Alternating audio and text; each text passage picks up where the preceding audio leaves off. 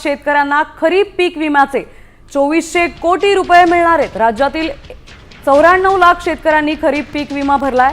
दुसरीकडे राज्यातील 94 लाख शेतकऱ्यांना सन्मान निधीचे पैसे मिळण्याचीही शक्यता आहे। तर या योजनेअंतर्गत केंद्राकडून 1 आणि राज्य सरकारकडून 2 असे हप्ते प्रत्येकी 6000 रुपये मिळणार आहेत। नमस्कार शेतकरी बांधवांनो, तुम्ही कान देऊ नये का?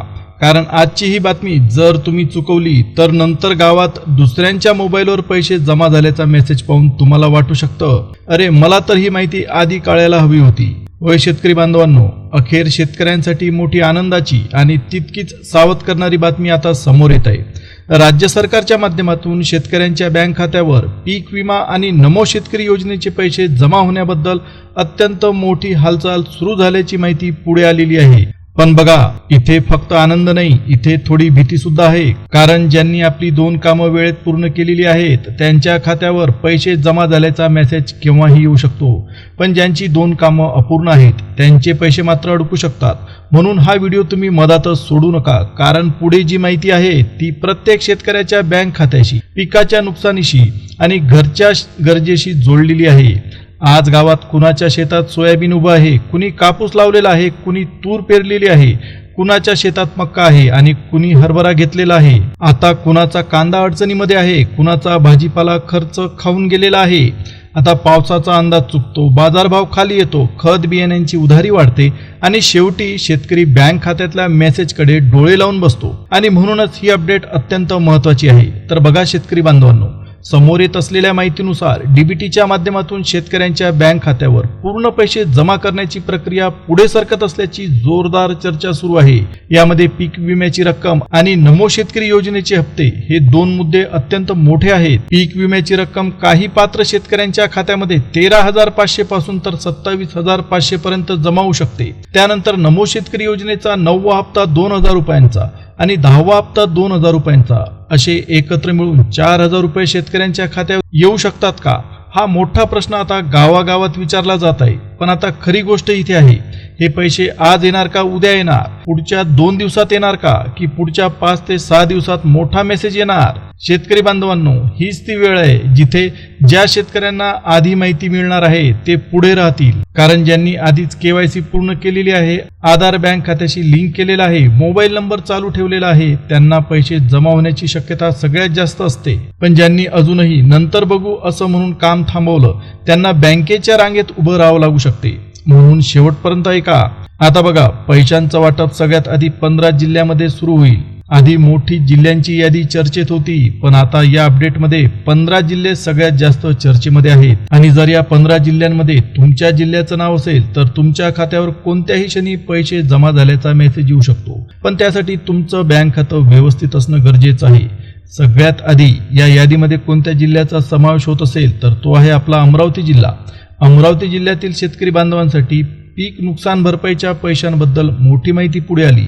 विशेषतः अमरावती जिल्ह्यातील अचलपूर तालुका, दर्यापूर तालुका आणि मोर्शी तालुका या भागातील शेतकऱ्यांमध्ये पैशांबद्दल जोरदार चर्चा सुरू झाली। या भागामध्ये कापूस, सोयाबीन, तूर आणि मक्का या पिकांना हवामानाचा फटका बसल्याची चर्चा होती। जर पात्र यादीमध्ये तुमचं नाव असेल तर काही शेतकऱ्यांना 16,500 रुपये पीक विमा म्हणून मिळतील, काहींना 21,000 रुपये खात्यात जमा होतील, तर काही पात्र शेतकऱ्यांच्या खात्यात 26,500 रुपयांपर्यंतची रक्कम जमा होईल। आता दुसरा आपला महत्त्वाचा जिल्हा आहे तो आहे जालना जिल्हा।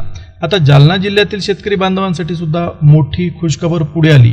आता सांगितल्या जाणाऱ्या माहितीनुसार 38,420 शेतकऱ्यांच्या खात्यात अंदाजे 51 कोटी 40 लाख रुपये डीबीटीच्या माध्यमातून जमा होण्याची चर्चा सुरू आहे। बघा शेतकरी बांधवांनो, ही काही छोटी रक्कम नाही।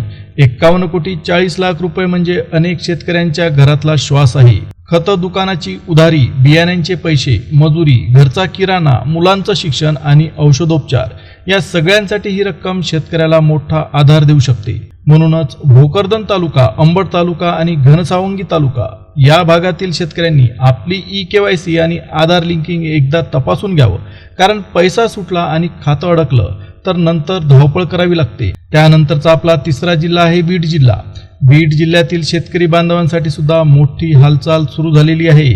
आता या जिल्ह्यातील सुमारे 21,850 शेतकऱ्यांच्या खात्यावर 19,60,00,000 रुपये नुकसान भरपाईच्या स्वरूपात जमा होऊ शकतात। आता या जिल्ह्यातील माजलगाव तालुका, केज तालुका आणि परळी तालुका या भागात हरभरा, ज्वारी, कापूस, तूर आणि सोयाबीन पिकाच्या नुकसानीचा मुद्दा शेतकऱ्यांकडून वारंवार मांडला जातोय। त्यामुळे या जिल्ह्यातील शेतकऱ्यांनी मोबाईलवर मेसेज येण्याची वाट पाहण्याआधी आपलं बँक खातं आणि आधारची स्थिती एकदा चेक करावी। आता आपला चौथा जिल्हा आहे तो आहे परभणी जिल्हा। परभणी जिल्ह्यातील शेतकरी बांधवांसाठी सध्या मोठी बातमी पुढे आलेली आहे, कारण या जिल्ह्यातील पात्र शेतकऱ्यांना पीक विमा आणि नमो शेतकरी योजनेचे पैसे दोन्ही संदर्भात अपडेट मिळू शकते। आता या जिल्ह्यातील पाथरी तालुका, जिंतूर तालुका आणि सेलू तालुका या भागात तूर, मूग, उडीद, मक्का आणि कापूस या पिकांचं सगळ्यात जास्त उत्पादन होते। आता पुढे आलेल्या माहितीनुसार काही पात्र शेतकऱ्यांना 14,500 पासून तर 24,000 रुपयांपर्यंतची रक्कम मिळू शकते। पण अट तीच आहे, KYC पूर्ण असणं, आधार लिंक पूर्ण असणं, बँक खातं सक्रिय असणं। जर तुमची इथे चूक झाली तर तुमच्या हातून संधी निसटू शकते। यानंतरचा आपला पाचवा जिल्हा आहे तो आहे लातूर जिल्हा। आता लातूर जिल्ह्यातील शेतकरी बांधवांसाठी सुद्धा महत्त्वाची अपडेट पुढे आलेली आहे।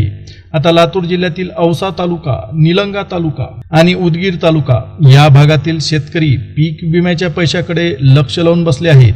या भागामध्ये सोयाबीन, हरभरा, तूर, ज्वारी आणि मक्का या पिकांवर झालेल्या नुकसानीबद्दल मोठी चर्चा सुरू आहे। इथे सुमारे 27,300 शेतकऱ्यांच्या खात्यात अंदाजे 32,75,00,000 रुपये जमा होऊ शकतात। तर बघा, ही रक्कम वेळेवर आली तर शेतकऱ्याला नवीन हंगामासाठी मोठा दिलासा मिळू शकतो। पण ज्यांची कागदपत्र अपूर्ण आहेत त्यांना हा दिलासा उशिरा मिळेल। त्याच्यानंतर आपला सहावा जिल्हा आहे तो आहे अकोला जिल्हा। अकोला जिल्ह्यातील शेतकऱ्यांसाठी सुद्धा पीक विमा नुकसान भरपाईची बातमी पुढे आलेली आहे। अकोला जिल्ह्यातील बाळापूर तालुका, मूर्तिजापूर तालुका आणि अकोट तालुका या भागातील शेतकऱ्यांनी आपली माहिती एकदा नक्की तपासून घ्यावी। या भागामध्ये कापूस, तूर, मूग, सोयाबीन आणि कांदा या पिकांच्या संदर्भात शेतकऱ्यांची चिंता वाढलेली आहे। काही पात्र शेतकऱ्यांच्या खात्यात 17,000 रुपये, काहींना 19,500 रुपये तर काही शेतकऱ्यांना 25,500 रुपयांपर्यंतची रक्कम मिळू शकते। म्हणून बघा, गावात दुसऱ्याला मेसेज आल्यावरच जागा होऊ नका। तुम्ही तुमची सगळी कागदपत्र तयार ठेवा, म्हणजे ऐनवेळी तुमची धावपळ होणार नाही। आता यानंतर आपला सातवा जिल्हा आहे तो आहे यवतमाळ जिल्हा। यवतमाळ जिल्हा म्हटलं की शेतकऱ्यांच्या भावनेला वेगळाच स्पर्श होतो। या भागामध्ये कापूस, सोयाबीन, तूर, हरभरा आणि ज्वारी या पिकांवर शेतकऱ्यांचं आयुष्य अवलंबून असतं। आता यवतमाळ जिल्ह्यातील पुसद तालुका, दारवा आणि वणी या तालुक्यांमधील पात्र शेतकऱ्यांसाठी पीक विम्याची रक्कम जमा होण्याची बातमी पुढे आलेली आहे। अंदाजे 44,900 शेतकऱ्यांच्या खात्यावर सुमारे 57,25,00,000 रुपये जमा होऊ शकतात। आता ही बातमी तुम्ही बिलकुल चुकवू नका, कारण जर तुमचं नाव पात्रता यादीत असेल आणि कागदपत्र पूर्ण असतील तर तुमच्या मोबाईलवर पैसे जमा झाल्याचा SMS अचानकपणे येऊ शकतो। पण जर कागदपत्रात चूक असेल तर शेजाऱ्याला SMS येईल, पण तुम्हाला SMS येणार नाही। त्यासाठी तुम्हाला मग बँकेमध्ये धाव घ्यावी लागू शकते। आता आठवा जिल्हा आहे तो आहे सोलापूर जिल्हा। सोलापूर जिल्ह्यातील शेतकरी बांधवांसाठी सुद्धा मोठी अपडेट पुढे येत आहे। सोलापूर जिल्ह्यातील बार्शी तालुका, माढा तालुका आणि मोहो तालुका या भागातील शेतकरी पीक विमा आणि नमो शेतकरी योजनेच्या पैशाची वाट बघत आहेत। या भागामध्ये ज्वारी, कांदा, मक्का, हरभरा आणि भाजीपाला पिकांचा खर्च मोठा आहे। काही शेतकऱ्यांना 15,500 रुपये पीक विमा म्हणून मिळू शकतात, तर काहींच्या खात्यात 23,500 पर्यंत रक्कम जमा होऊ शकते। आणि यासोबतच नमो शेतकरी योजनेचा हप्ता मिळाला तर शेतकऱ्याला तात्पुरता का होईना पण मोठा आधार मिळू शकतो। यानंतरचा 9वा जिल्हा आहे सातारा जिल्हा। सातारा जिल्ह्यातील शेतकरी बांधवांसाठी सुद्धा महत्त्वाची माहिती पुढे येत आहे। आता सातारा जिल्ह्यातील कराड तालुका, फलटण तालुका आणि वाई तालुका या भागातील शेतकरी आपली माहिती तपासत आहेत। या भागात भुईमूग, मक्का, कांदा, भाजीपाला आणि हरभरा या पिकांच्या नुकसानीबद्दल चर्चा सुरू आहे। आता या जिल्ह्यातील 18,760 शेतकऱ्यांच्या खात्यावर अंदाजे 22,85,00,000 रुपये जमा होऊ शकतात। तर बघा शेतकरी बांधवांनो, ही रक्कम शेतकऱ्याला वेळेवर मिळाली तर घरातला ताण नक्कीच काही प्रमाणात कमी होऊ शकतो। आता बँकांबद्दल अनेक शेतकरी महत्त्वाचे प्रश्न विचारत आहेत। कुणाचं खातं बँक ऑफ बडोदामध्ये आहे, कुणाचं खातं SBI मध्ये आहे, कुणाचं बँक ऑफ महाराष्ट्रमध्ये आहे, कुणाचं युनियन बँकेत आहे, कुणाचं महाराष्ट्र ग्रामीण बँकेमध्ये आहे, तर काही शेतकऱ्यांचं खातं हे सेंट्रल बँक ऑफ इंडियात आहे। IDBI bank, bank of Baroda, SBI bank आणि बँक ऑफ महाराष्ट्रमध्ये खातं असणारे शेतकरी सुद्धा खूप मोठ्या प्रमाणात आहेत. म्हणजे एकूण 10 बँकांमध्ये पीक विम्याची रक्कम जमा करण्यात येईल.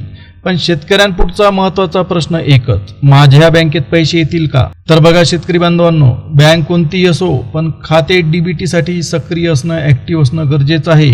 आधार बँक खात्याशी लिंक असलं पाहिजे, मोबाईल नंबर चालू असला पाहिजे, खातं बंद नसावं. जर हे सगळं व्यवस्थित असेल तर पैसे जमा होण्याचा मार्ग सोपा होतो. पण जर यामध्ये चूक असेल तर पैसा मंजूर असून सुद्धा खात्यावर यायला उशीर लागू शकतो. आणि हीच ती जागा आहे जिथे अनेक शेतकरी मागे पडतात. म्हणून आजच तपासा, उद्यावर ढकलू नका. कारण एकदा वाटप सुरू झालं की गावात मेसेज येऊ लागतील. कुणी म्हणेल माझ्या खात्यावर 18,500 आले, कुणी म्हणेल माझ्या खात्यात 22,000 आले, तर काही शेतकरी म्हणतील मला नमोदचा 2,000चा हप्ता मिळाला. आणि ज्याने अजून KYC पूर्ण केलेली नाही तो फक्त प्रश्न विचारत राहतो, माझं काय झालं? तर आता बघा, नमो शेतकरी योजनेबद्दल सुद्धा महत्वाची बातमी पुढे आलेली आहे. आता ज्या शेतकऱ्यांचा 9वा हप्ता बाकी आहे, 10वा हप्ता कधी येणार अशी त्यांना उत्सुकता आहे. काही ठिकाणी 2 हप्ते एकत्र मिळू शकतात का, याबद्दल सुद्धा शेतकरी प्रश्न विचारत आहेत. जर दोन्ही हप्ते एकत्र आले तर शेतकऱ्यांच्या खात्यावर अचानक 4,000 रुपये जमा होऊ शकतात. आणि हा 4,000 रुपयांचा हप्ता छोटा वाटत असला तरी सुद्धा शेतकऱ्याला या वेळेला मोठा आधार देऊ शकतो. कारण पेरणी, खतं, बियाणं, मजुरी, औषध, फवारणी आणि घर खर्च सगळं एकाच वेळी डोक्यावर येतं. म्हणून ही माहिती हलक्यात घेऊ नका. आता सर्वात महत्वाची 2 कामं लक्षात घ्या. पहिलं काम म्हणजे KYC. गावात CSC सेंटर असेल तर तिथे जा, नसेल तर जवळच्या शहरातील सेवा केंद्रात जा. आधार कार्ड, मोबाईल नंबर आणि बँक खात्याची माहिती तपासा. KYC अपूर्ण असेल तर ती पूर्ण करून घ्या. कारण KYC नसेल तर नमो शेतकरी योजनेचा हप्ता आणि पीक विम्याची रक्कम अडकू शकते. दुसरं महत्वाचं काम म्हणजे आधार बँक लिंकिंग तपासणं. तुमचं आधार कार्ड बँक खात्याशी जोडलेलं आहे का? मोबाईल नंबर खात्याशी लिंक आहे का? तुमचं खातं ऍक्टिव्ह आहे का? खात्यावर मेसेज येतो का? हे सगळं तुम्ही आजच तपासून बघा. कारण पैसे येण्याच्या वेळी ही छोटीशी चूक सुद्धा तुमच्या पुढे मोठा अडथळा ठरू शकते.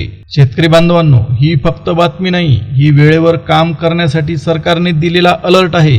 ज्याने आज काम केलं त्याला उद्या पैसे जमा झाल्याचा मेसेज पण नक्कीच समाधान मिळेल. पण ज्याने आज दुर्लक्ष केलं त्याला नंतर बँकेत, CSC सेंटरवर, तलाठी कार्यालयात किंवा बँकेकडे धावपळ करावी लागू शकते. म्हणून गावातल्या प्रत्येक शेतकऱ्याला ही माहिती सांगा. कारण ही माहिती ज्याला आधी मिळेल तो आधी तयार होईल. तर बघा, पुढील 2 ते 3 दिवसात पीक विम्याच्या वाटपाबद्दल हालचाल दिसू शकते. तसेच पुढील 5 ते 6 दिवसात किंवा पुढील आठवड्यात नमो शेतकरी योजनेचे दोन्ही हप्ते खात्यात जमा होऊ शकतात किंवा त्यांच्याबद्दल मोठी अपडेट पुढे येऊ शकते. त्यामुळे मोबाईलवर मेसेज तुम्ही तपासत राहा. पण त्यापेक्षा महत्वाचं म्हणजे खातं आणि KYC तपासून ठेवा.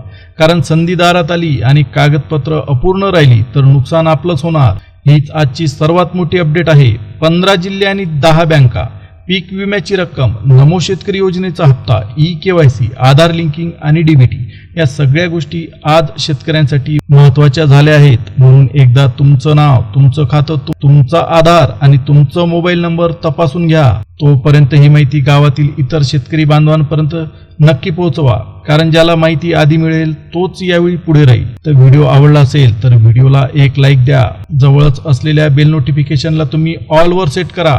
चॅनलला सबस्क्राईब केल्याशिवाय तुम्ही जाऊ नका. आता आपण पुन्हा भेटूया एका नवीन अपडेटसह, नवीन माहितीसह. तोपर्यंत जय हिंद, जय महाराष्ट्र.